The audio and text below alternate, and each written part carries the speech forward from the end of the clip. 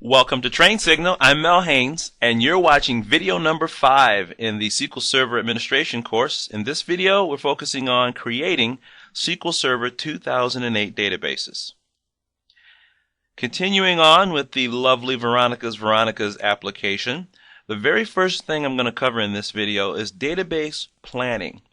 Now, database planning typically extends beyond what a traditional SQL Server administrator would focus upon. But you're still all part of the same team, and possibly you may actually be the same person. You could have the role of database designer, database builder, and database administrator. You will oftentimes find a situation where a person is wearing multiple hats. So you do want to be exposed to these concepts, or at least be able to communicate effectively with the person who's carrying out that role. So we are going to touch upon database planning in this video. Next, we'll talk about creating databases.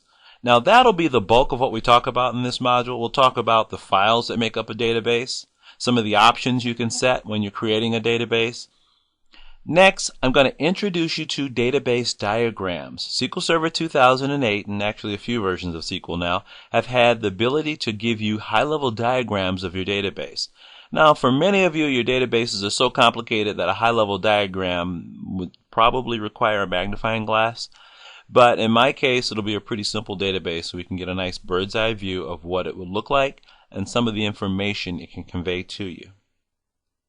Fourth, we'll talk about views. And no, we're not talking about people's personal opinions, but we're looking at our data from a different lens, from a different perspective. We want to be able to pull together bits and pieces of information from various tables, possibly eliminating certain information from one table. And when I say eliminate, I should say eliminating it from display. The information is still there.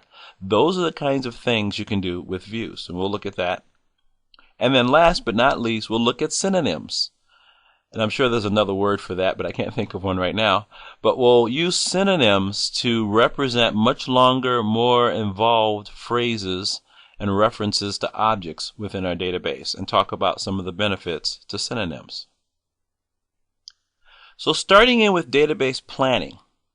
Whenever doing database planning, there are some basic questions you're going to want to ask yourself, such as, where do I put the data? How much space will I need? What are the performance needs? Or how will I protect and maintain it, or protect and maintain the data? Those first three are really closely related. Where I put it will be determined by how much space I need. Is there space available in the location where I'm considering saving my database files? Will that location provide me with sufficient performance for this particular application? So really, the first bullet point is driven by the second two. The last thing on the list there, how will I protect and maintain it, or how will I protect and maintain my data? When I talk about protect here, I'm not talking about protecting it from bad people who want to steal or mangle your data. I'm talking about a hardware failure. I'm talking about protecting your data from the hardware itself, from that hard drive crash, from corrupted files that occur because of a database connection that went down. How do I protect my data from that? Well, that's very close to how do I maintain my data. Well, there's lots of things that go into maintaining data, but for now, I'm talking about backups. I'm talking about having another copy of that information that's complete and easily accessible, that I can put in production as quickly as possible to maintain productivity within my organization. So jumping into creating databases, and for the purposes of this video, the focus is on really just two main areas, the files and file groups. Okay, so maybe there's three areas because that's two right there, right? But the files that make up our database, what are the files that are needed to run our database? And then we'll introduce the concept of file groups. Because notice the first one, files, was plural. So if you've got lots of files that you're potentially working with, you may want to organize those using some method. Well, file groups will help us with that. And then there's a myriad of options that can go into creating a database. Many of these options, however, your selection for those is going to be driven more so by the client application that accesses your database. So this is, and many of the decisions actually in your database design, if not all, are driven primarily by your application, because the database is really something to serve. That's why the client server, right? To serve an application. So we'll talk about some of the database options that are pertinent, and one of the goals there is really to help you to be able to just decipher how to best support your client application. So you're not going to get into all of those database options. I mean, reading the dictionary is boring enough. To listen to somebody read it to you would really be boring, right? But I do want to at least expose you to those, show you what they are, and talk you through some of them. When we talk about database files in SQL Server, we're talking about at a minimum 2 files. Every single database, not every single server, but every single database will require at a minimum 2 files. One of them will be called the primary. Now the actual physical file name is not necessarily primary. And one of them will be called the transaction log. And once again, that's not the actual name. Typically the default name is very similar to the name of the database. So it may be veronicas.mdf or veronicas_log.ldf, or some common names you might see. But now, what's in each file? Starting with the primary. The primary data file, which by the way will oftentimes have an MDF extension, I should point that out, that is not required. You could call it Joe and the log file could be called Bob. It doesn't really matter, nor does it even have to have only 3 characters. But the point is the primary data file will have everything that's a part of your database, assuming that's the only file you have, except what goes into the log file. So really the log file is easier to describe because it's simply a list of every transaction that has occurred against your database. Every insert, every update, every delete, all of those things and all the information that was used to perform those things will be saved in your transaction log. That'll be very important when it's time to do backup and recovery, because we'll then use that transaction log as part of our recovery process, which also means it's part of our backup process, or at least it factors into our backup process. So with that said, what goes in the primary? Everything else. Your data, first of all, will be in your primary MDF. Now this is assuming you only have the 2 files. We're going to change this in a little bit, but for now, data goes in the primary. So all the tables you create go in the primary. All the definitions for the tables, their names, the names of all the columns, the data types for all the fields for the columns, your indices are stored in the primary. If you create stored procedures, a term we haven't talked about yet, but it's really, as the name says, procedures or code that operates against your database that is stored with the database. Now you can also have database-wide stored procedures, but we're talking about the ones you create as part of your database. Any views that you create, or once again, a view is just a perspective of your data that's one layer removed from the actual tables themselves. And I should correct that. You can base a view off of another view. So we've talked about the primary, or the .mdf. We've talked about the transaction log, the .ldf. And I said you'll have at a minimum 2 files. So what's the possible 3rd or 4th or 5th file? You can have a secondary file, secondary to the primary. However, where you store the data, which is the bulk of what you're holding on to in a database, can be stored in 1 or more files. And there's lots of benefit and lots of reasons to actually have multiple data files. Now, if you start dealing with an MDF and an NDF, once again, that's a recommended but not required extension. What goes in the primary now and what goes in the secondary?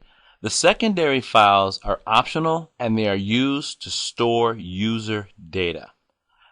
All the other stuff I talked about still goes in the primary. So your table definitions, their names, the columns, the column names, the data types, the indices, the sort procedures, all that other stuff you're creating with your database still ends up in the primary. Now your secondary doesn't have to be limited to only one instance of a secondary file. You can have 1 or more secondary files, allowing you to break up your data across multiple files. Why would you ever want to do that? That's a good question, and let's talk about that. The moment I break up my data across multiple physical files, it allows me to distribute that data across multiple physical hard disks. That opens up a world of possibilities as far as storage. My performance can go way up because now instead of using one hard disk to access all of my data, I can have one or more hard disks being used simultaneously to access my data. So I can actually take a single table and distribute it across multiple files. And by placing those files on separate disk drives, access to that table can be greatly increased. And also, any file size limitations that may exist in your operating system are no longer an issue. You're not limited by your operating system's file size when it comes to your database because the database doesn't need to reside in a single file anymore. Moving on to file groups. When we're talking about file groups, there's a primary, and every database will have a primary file group. This is the file group that's going to contain your primary data file. It'll also contain any secondary files unless you tell it to do otherwise. So everything by default gets dumped on your primary file group, everything except for your transaction log. Notice I don't have any LDFs in that line because you still want to remember that your transaction log should always go on a separate disk.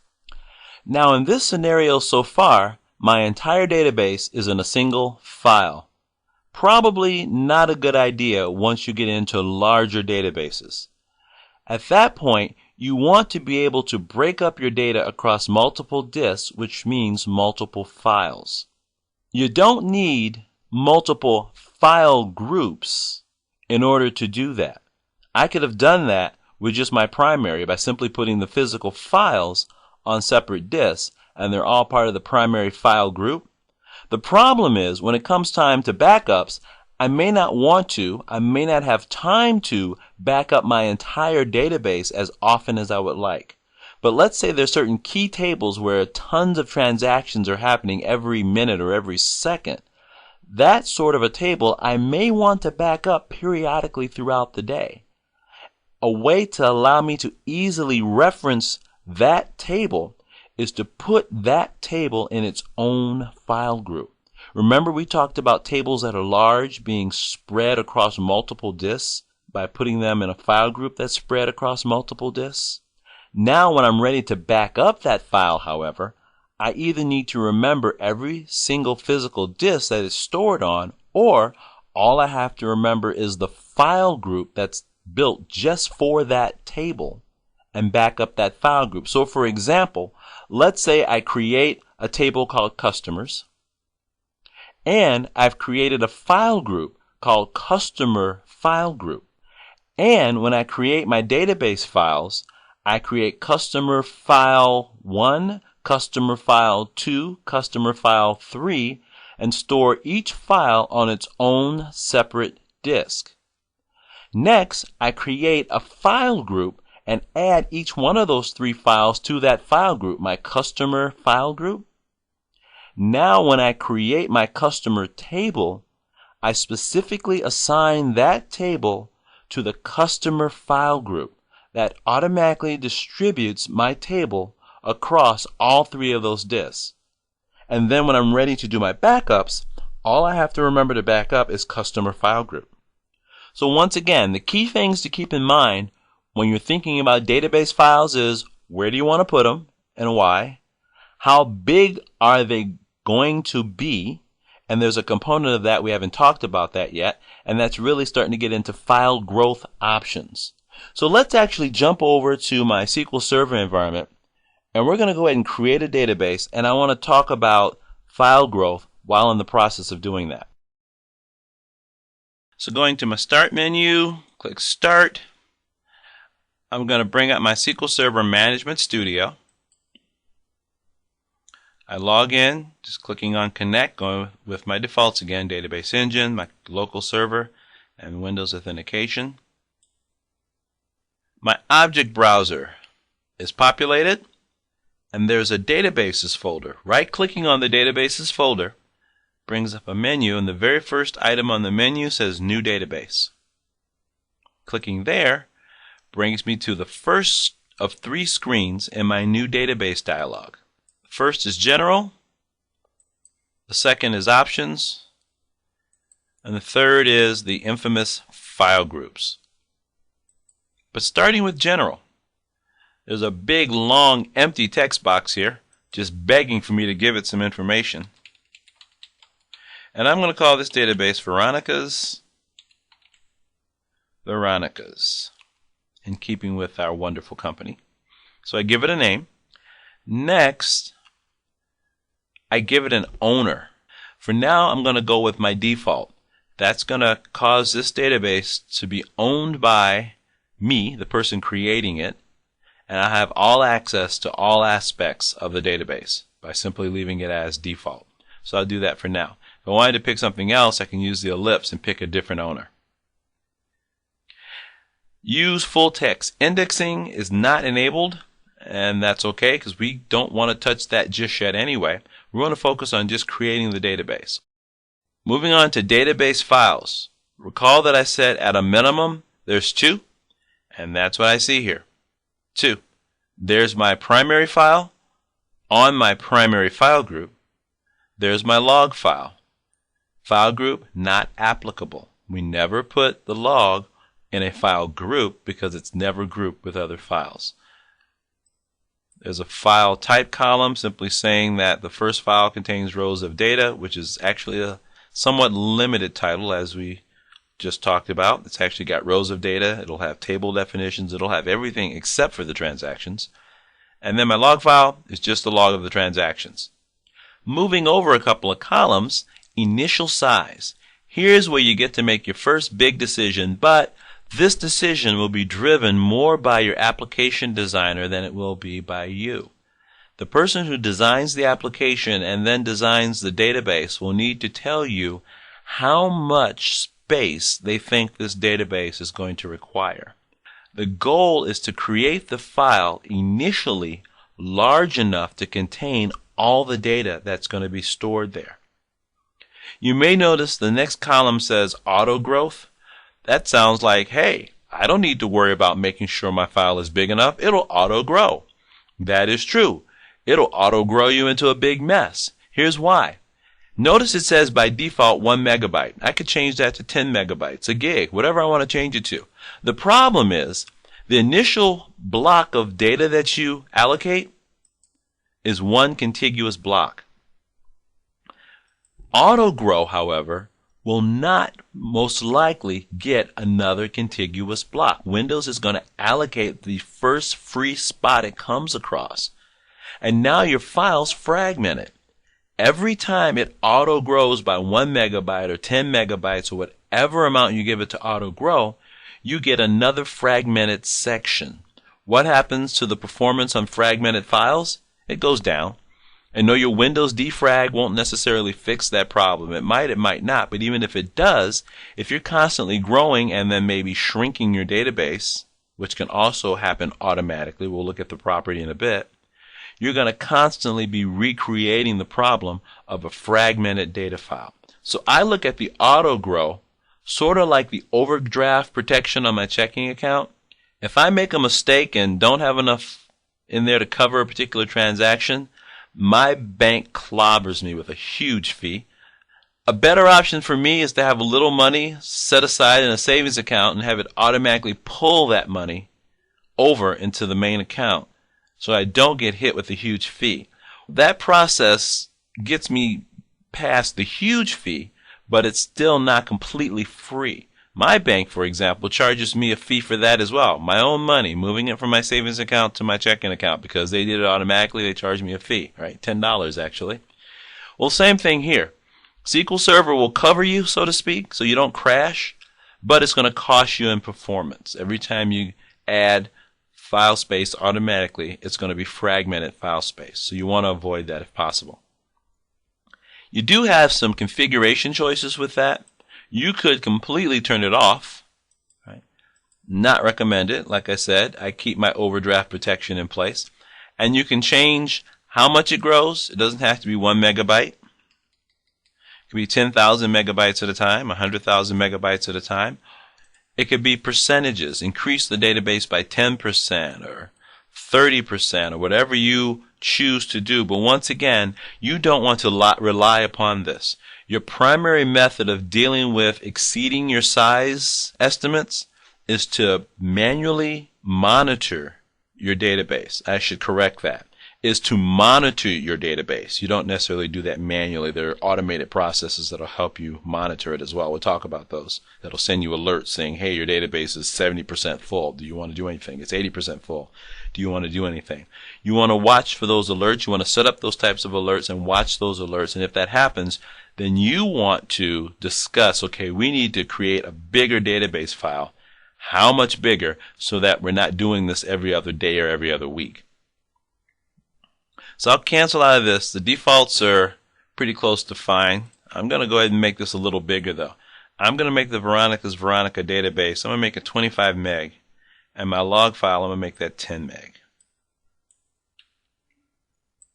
Scrolling over a little bit, I can see the physical paths where my primary is stored and my log file is stored. Notice they are the exact same folder.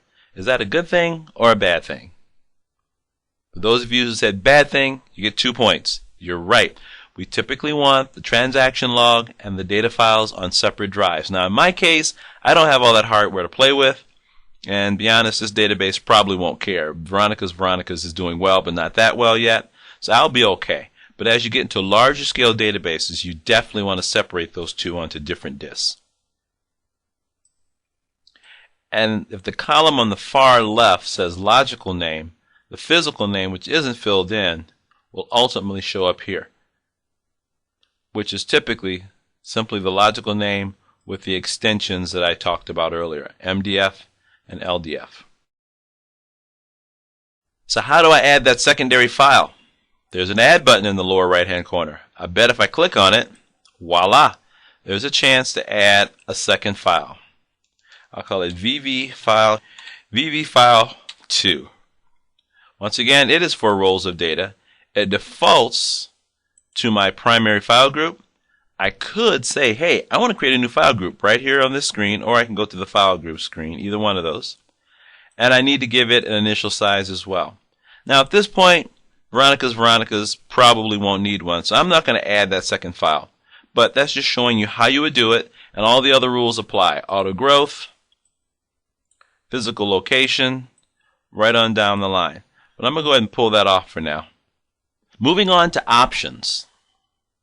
There are about 31 options or so that you can configure when creating your database. Many of these will be driven by, or the answer for these questions will be determined by your database design. So as the administrator, you're not going to be the front line of defense determining what all these options are. This is going to come from your database designer. Our job is to step in and keep the thing running and running smoothly and reliably after it's in place. Now, you may be a fortunate person who has both jobs, but for now I'm separating those two out because our focus is administering it. Starting with the top of the list, let's look at collation. Collation was something we addressed during the installation. We determined the server default when we picked a collation during the installation. Collation is about comparing two strings and determining when it's a match and when it's not a match. Do we want to differentiate between upper and lower case? Yes or no? Do we want to differentiate between accents being placed over letters? Yes or no? Those are some of the kinds of things that go into determining whether or not you pick one collation model or another. If you click on the drop down, there's tons of different options. Albanian, Chinese, so all different types of things to consider when you're picking which collation. It's basically based on your language choice because you'll have different symbols to play with. We're going with the server default. Veronica's hasn't gone international yet, so whatever they speak here in the Midwest will be good enough. Moving on to the recovery model. We have 3 choices, a much shorter list than the previous drop-down: full, bulk logged, and simple. All of these play into how do we manage our backups. That's really what this is all about. How are we going to back up and ensure that this data is protected? The default is full. Sounds like a good option, right? Full backup. That's going to take up the most space, and we're going to stick with full for now, and we'll talk about those in more detail when we get to the backup chapter. Compatibility level. I have 3 choices there as well, and it's simply talking about being compatible with previous versions of SQL Server. SQL Server 2008-100 refers to SQL Server 2008. Actually, the numbers are right there on the screen. SQL Server 2005 is 90, and then SQL Server 2000 is 80. So why they use the numbers and give you the version number? Somebody thought that was a great way to do it, so it's there. Next, I'm going to peruse a few of the options that you see here listed on the screen. Starting with the very first one, auto close. It defaults to false. If you wanted to change that, just hit the drop down, and you could set it to true. Leaving it set to false is the better choice in the majority of cases. Auto close would say every time I'm done with a database connection, close the connection. When I need a new connection, I'll open a new connection. Do you think opening a connection takes time? You better believe it. So if you're constantly reading and writing to a database and constantly closing and opening the connections every time, unnecessary performance hit. And most databases are being used relatively frequently, so you leave that set to false. Create auto statistics. We'll create additional database statistics for tracking your database. We talked about auto growth. Right below statistics is auto shrink. Just like leaving auto growth to the system isn't a good idea, auto shrink is also a bad idea. You want to manage the increase and decrease in size of your database. So by default, auto shrink isn't even turned on, it's off. If you find that your file has grown exponentially and then you find that you don't need that space anymore and you know that's a long-term thing, you can shrink it down again manually. Auto update statistics is also about tracking additional information. Is it done asynchronously by default? No. Getting into cursor stuff is going to start to deal with how the application interacts with the database. So that'll be driven by your designer, as well as a lot of your ANSI options. Scrolling down to the bottom, just pointing out a few others in the list. Service Broker, we'll actually get into Service Broker a little bit later, but by default, it is not enabled. So I'm not allowing database messages to be sent between databases. Service Broker is not enabled by default, and as a result, all the other options can't even be touched. And then state questions. Will this database be read-only? Well, most databases you probably don't want to be read-only, so that defaults to false also. Encryption is not enabled by default. Encryption can be a performance hit, so by default it's off. There are various ways to protect your database. This is just one of them. We'll talk about that in the security module as well and give you the entire list of what those options might be.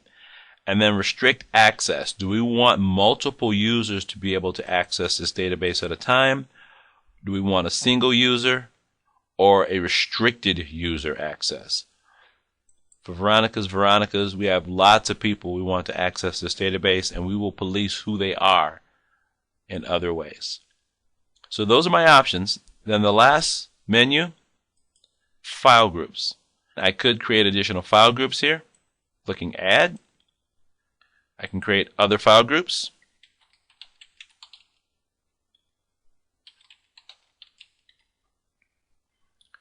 Then going back to General, if I create a new file,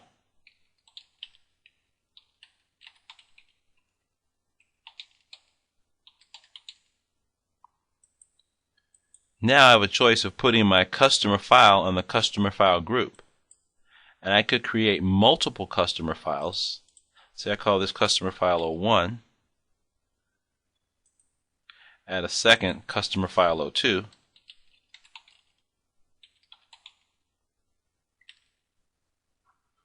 It defaults to primary, but I can move it to the customer file group. And I can let each one of those start off, say, a little bigger, put them at 5 megabytes.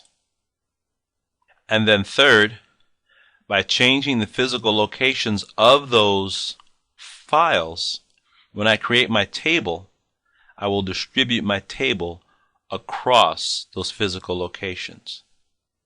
So I'm going to go ahead and click OK to create my database.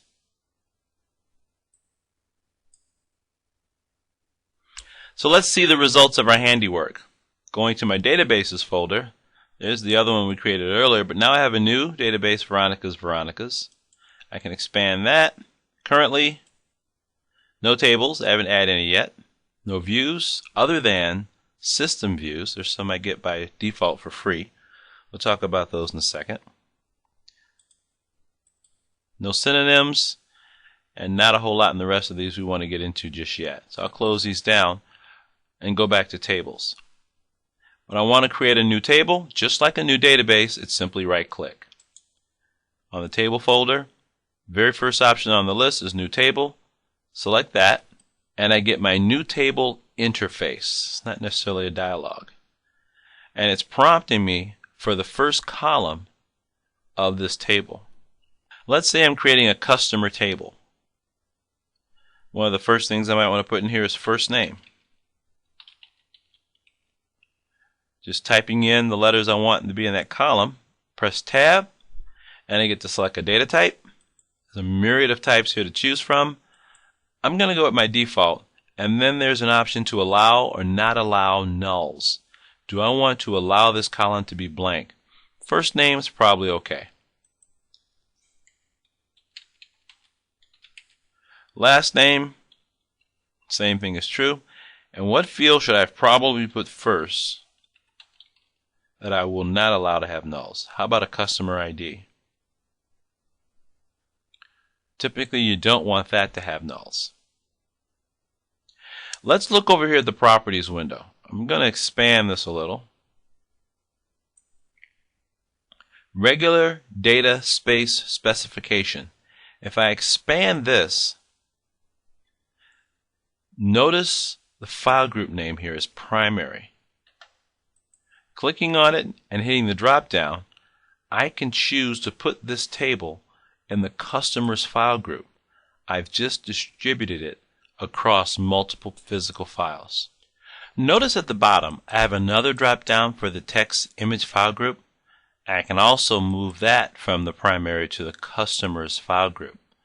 What I'm doing here is I'm actually breaking the table up. If the table has columns that are used for text or images that are accessed extremely frequently, and maybe other things are not accessed as frequently, I could have a separate file group for those as well. So I'm just going to put the entire table on my separate file group. So I've given it some basic information for now. That's enough for what we're going to do. And I've put it on another file group. I can change the name, customers. There are various other column properties I could set. But for now, that's good enough. We'll go ahead and save our table. And there's my new customer table added to the database. So for a quick wrap up on files and file groups, create your database files and then create additional files if needed. Now when I say create your database files, it kind of forces you to create the first two. You don't have a choice. But you can go on and create additional files if you need them. Next, create your file groups if you need additional file groups. By default, you get the primary file group and everything will automatically land on the primary until you say otherwise. You can actually change your default so that new files actually land on a different file group, but we're not going to get into all that just at this point. And then third, create your tables, and then you can assign your tables to a file group. Once again, they're going to land on the primary until you go in and move them. Or you could actually go in and configure those using the alter statement to automatically land on a different file group. Looking at database diagrams, here's an example of a database diagram I actually created on the Veronica's database. It basically is a graphical representation of our database where I can see all my tables. So I can see my customer table here on the left, my order and my order details table in the middle, and then my flower table over to the right. Now you may or may not see asterisks if you've seen one of these before next to the table names. That's basically because I copied and pasted the image over before I saved it. The asterisk means the stuff isn't saved yet. So once you save it, the asterisk goes away. The other things noteworthy are the little keys next to some of the fields. So in the customer table, I have a key, and yes, that is a key in case you couldn't make it out on your screen. It's yellow, saying that my customer number is the primary key for the customer table, my order number is the primary key for the order table, etc., etc., etc. We haven't talked a whole lot about primary keys and foreign keys and things of that nature. If you want information on that, one, you can look at my SQL Server 101 class where we get into that, or you can go to Microsoft's website and grab some basic information. The other place to go is about.com. For really basics, computer science, database concepts, such as foreign keys, primary keys, it actually does a great job. And the other thing to note on here, which may be one of the more important items, is the little connectors between the tables. Notice on one side you have a key, and the other side you have what looks like some weird tool, or maybe an 8, a number 8. That's showing the relationship between the table. The key points to the customer table in the first instance there in the upper right, and then the other symbol is kind of your infinity symbol, stands for many. It's basically saying I have a one-to-many relationship between the customer table and the order table. For every customer, it can possibly map to many different orders. However, for each order, it should only map back to a single customer. And SQL Server was able to figure that out on its own, simply looking at what the primary keys were and also the foreign keys. So, enough of the diagram. Let's go on over to SQL Server and actually build one of these. So here I am back in my SQL Server box, and I'm going to continue on using my Veronica's database. Now, I'll leave it up to you how you want to proceed if you don't have that. If you have it, you can follow along, great. If you don't have it, you have two choices. I created a script from this database you can run to create it for you. Or you can just play around just kind of doing similar stuff using the Veronica's database if you have it. Either way, the Veronica's database will actually give you more choices to play with. So that's another option. But if you need to run that script again, just go File, Open, File, and you'll want to go to the Course Files folder, which you copied to your hard drive. Should be on your C drive. Under there is your Video 5 folder, and in there is a Create Veronica's file. Double clicking on that will populate the screen with that file. Click Execute, and that should recreate your Veronica's just in case you didn't get it all in there the first time, complete with all the additional files and file groups. But I'm going to close that down for now because I don't want to touch that. We want to build a database diagram. Now, a diagram made of one table is rather boring, so I need to create another table. So first of all, I'm going to right click on Tables, go New Table a second time, and I'm going to make a real simple table again, just called Orders, and it'll have an order number. I'll go with defaults for this, and of course customer number. So I want to be able to tie my order back to my customer. Maybe an order date and order status.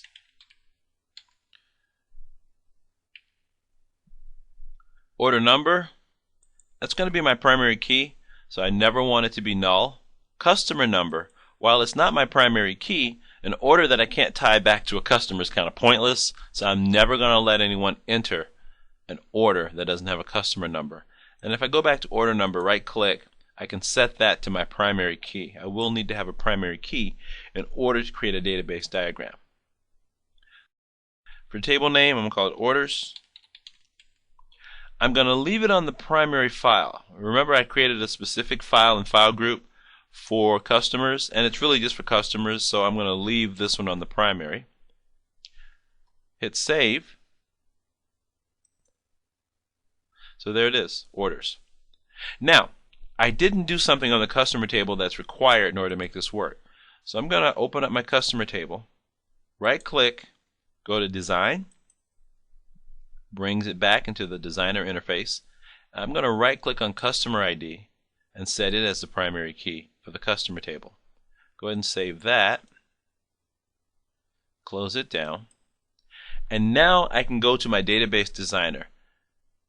If I expand that right now, or at least try to, there's nothing there. The database doesn't have any database diagrams. I've never used it, and actually some of the objects needed to support this feature aren't even installed yet. So I need to install those. Click Yes. But once again, expanding this, there's nothing there. Right-clicking on it, however, there's an option to create a new database diagram. I'll select that, Here's a list of all the tables in my database. Pretty short list, I know. Click Add for both of those. I can close this down. And I'll maximize this for screen real estate's sake. Here's my two tables. And all I need to do to link these, it could probably guess, but I don't want it to. Customer number and customer ID are the same. I just didn't name them the same. Clicking on customer ID and dragging it to customer number, it pops up a dialog. Double checking that I want to link those two, or I should say link these two tables using those two fields as the common data field. So the primary key from the customers table will point to a foreign key. Once again, those terms we define in the SQL Server 101 class, but the foreign key is basically a primary key that's in another table used to tie it back to the first table. So this number, customer number in the orders table, is used to tie the order back to the customer in the customer table. But that's database design stuff. But yep, what it defaulted to is exactly what I want. Click OK. All the other defaults on here are just fine. Click OK again. And I've got a basic diagram. There's my order table, there's my customer table, there's my asterisk again saying that I haven't saved any of this yet. If I click on Save, it asks me what do I want to name it. Is diagram underscore 0 a good name? For the purposes of this diagram, sure. We're not going to use it anymore after this. I'll go ahead and click OK. The following tables will be saved. Do you want to continue? We made 2 changes to the tables, and it's saving those as well. So I'll go ahead and say yes. So there's my diagram. Now going forward, SQL Server lets you use the diagram as an interactive design tool. So you could also go in and create new tables from here, add tables, etc. So let's move on to talking about views. And to start that discussion, I'm going to move back over to the slides. What do views do for me? They present a complete picture of my data. What do I mean by that? Well, let's say I want to see a complete order record. The customer table doesn't have information about my order. The order table doesn't have all the information about my order. If you go back to the Veronica's database, and here, let's do that. I'll bring that up real quick. And if I go to Veronica's and go to tables, I have a customer table that has lots of customer information. I have an orders table that has order information. Simply has a customer number, an order number, and an order date. It doesn't tell me what they bought. The detailed information is in a third table, the order detail table. Well, for database purposes, for design purposes, for productivity purposes, that's a good idea in many cases. That's called normalization. If you just want to see the order, however, it's a pain. It's spread out across 3 places, and every time you want to see it, you've got to write a query or something to see the data. Moving back over to the slides, that's exactly what a view is. A view is a query, underlying at least. You don't know that when you look at it. It looks like a table, kind of, sort of. It looks like that. There's several different entities that if you click on them, they act just like tables. But they're not physical tables. They're sort of logical tables. What's going on is SQL Server is running a query that builds the information you want to see, builds the logical table on demand from the physical tables for you. And it's called a view.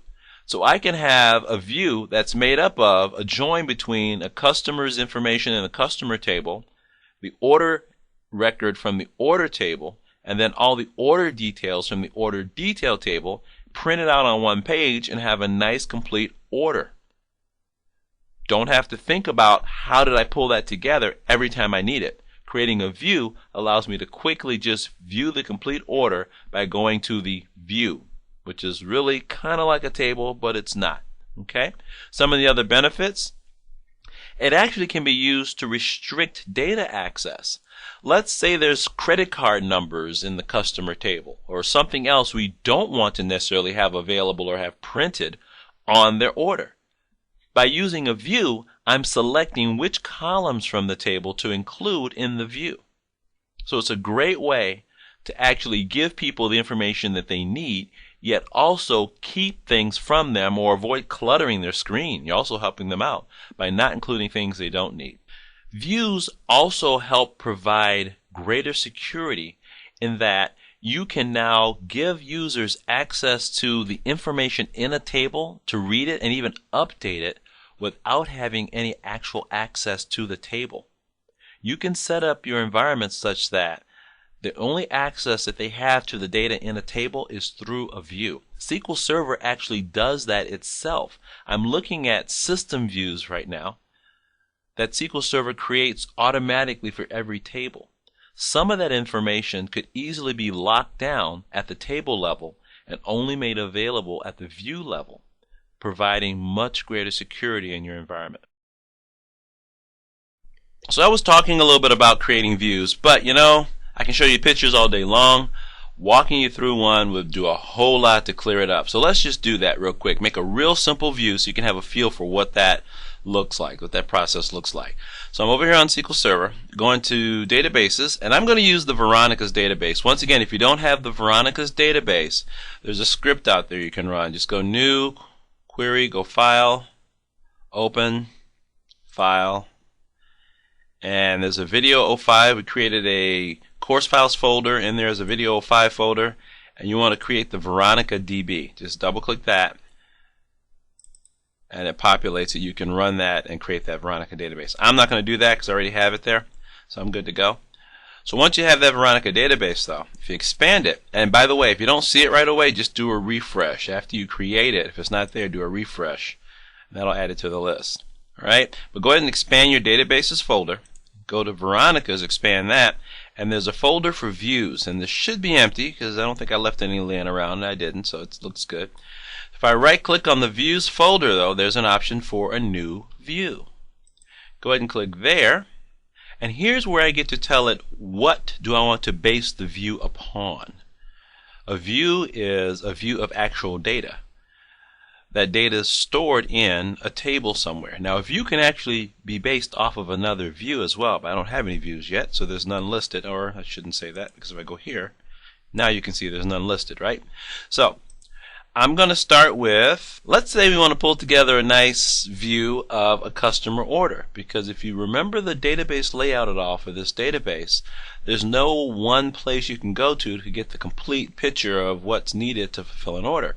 Say you want to have the customer name, the date of the order, the address where it needs to be shipped to, what they ordered, how much it costs. All that information is going to be spread across, in my case, all 4 tables. Oh, maybe not 4, not the first one, but the last 4 tables here, right? So I would need my customer table, my order detail table, and my flowers table to be able to answer those questions. So by double clicking on each one of those, or single click and click add, it adds them to my graphical interface here. Cool stuff. Click close when you get those in there, and I'm going to give myself a little more screen real estate here. Get rid of some of this. And we'll talk a little bit about this interface. At the top here is just a graphical area where you can see the tables and choose fields from those tables by just pointing and clicking. I'm going to resize it a little bit. Move this over. Notice it automatically links them based on the foreign keys and primary key relationships. So it's smart enough to figure that out. And it started populating a SQL area with SQL. It doesn't say what I'm going to select yet, but it knows where I'm going to select it from because I've told it what tables. Next, I need to tell it what exactly do I want to see in my view. Well, I probably want an order number. I'll start with that. Followed by, I want the customer's name. And I'm not going to put a full address in there. It would just take up extra space, but I could put the address. I'm just going to go with a phone number for now. And could put an order date in there if I wanted to. I'm going to skip that. But let's get to the important stuff. They have an order that's made up of a flower, an order number, a ship date, and a quantity. Well, I probably want both of those, right? I also want to know what they ordered. That's over here in the flowers table. So I'll go ahead and pick what they ordered.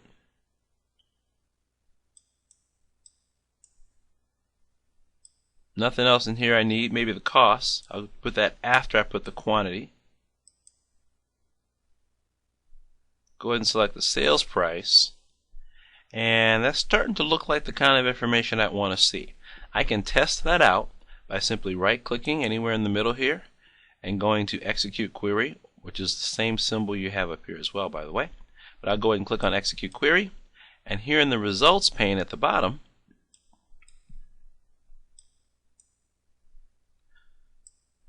I can see the results of my query, and I'm looking at what my view will produce every time I look at the data through this view.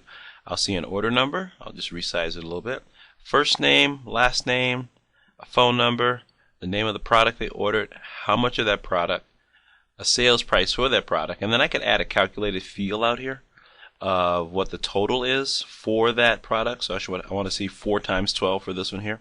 So that kind of thing I can do. And that's just basic SQL stuff. We're not going to delve into SQL stuff in a lot of detail.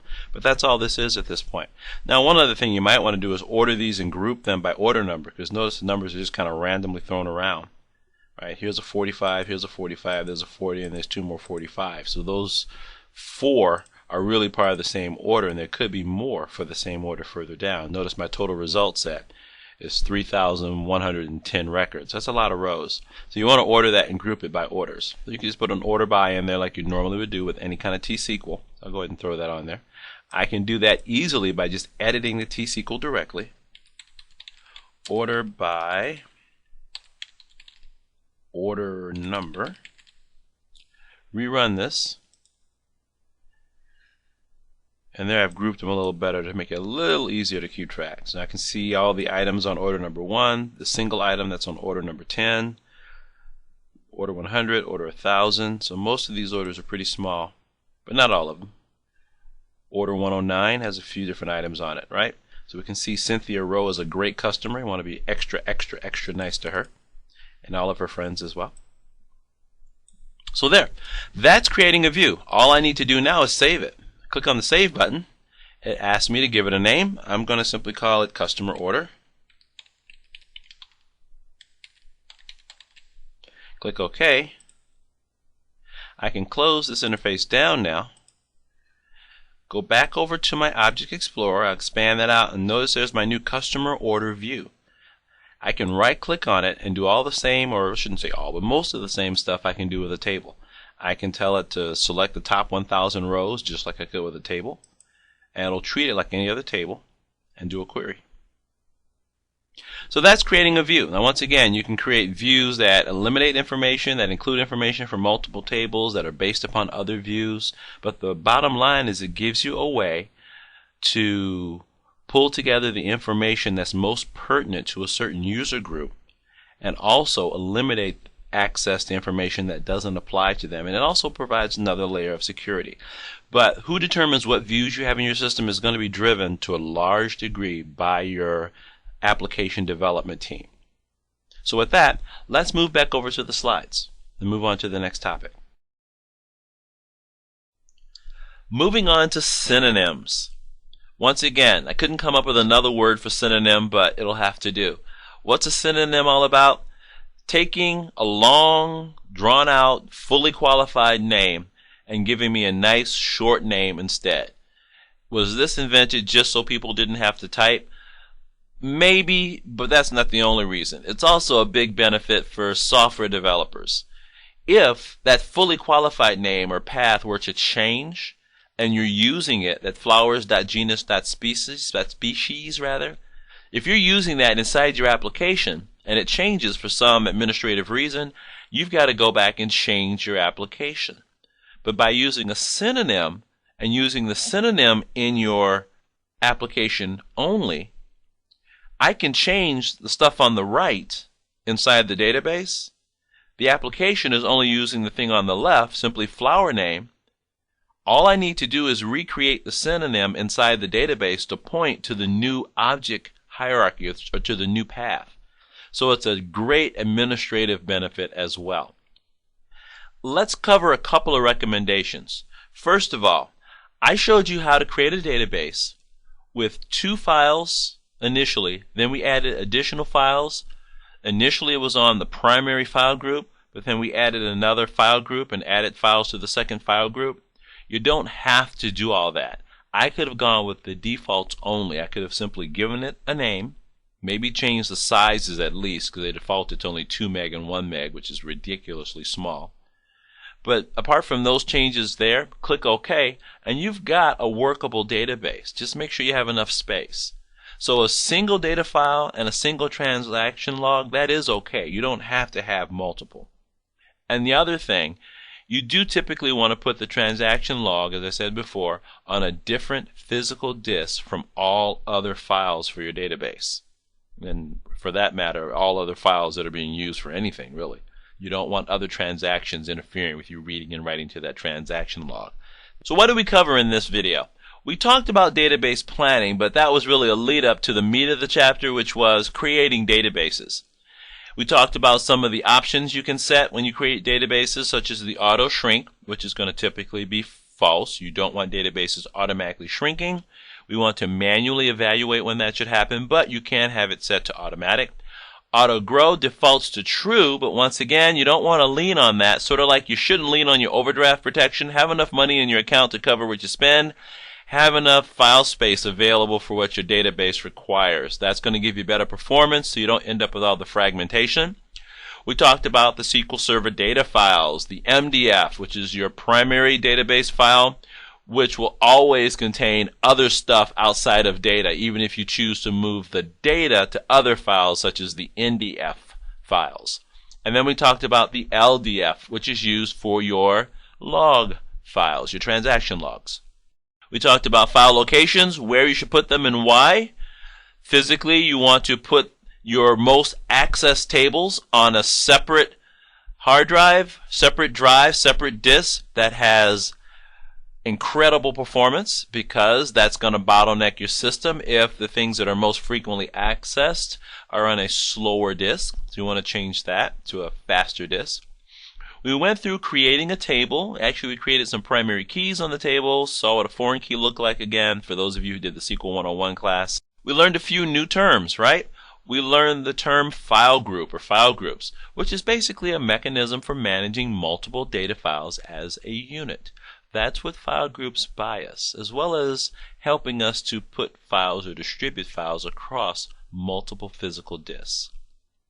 We talked about the word synonym, which is simply a short alternative name used to reference database objects. We talked about a view, simply a new perspective on our data. It's created via a query, and we use it to view the data from multiple tables or maybe from a single table, but eliminate certain columns from that display or from that view. So it gives us a way to see the data and interact with the data without having direct access to the data. We interact with it through the view. We played around with database diagrams, which are graphical representations of the database objects and the relationships between them. Some other terms. We talked about auto shrink.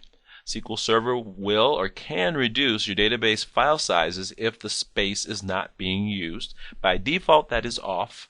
We talked about auto grow, which is on by default. If additional space is needed, SQL Server will increase the database file size to accommodate the growth. So what should you be able to do as a result of this video? Well, first of all, you should be able to create a database now. You should feel pretty comfortable being able to go in and crank out a database.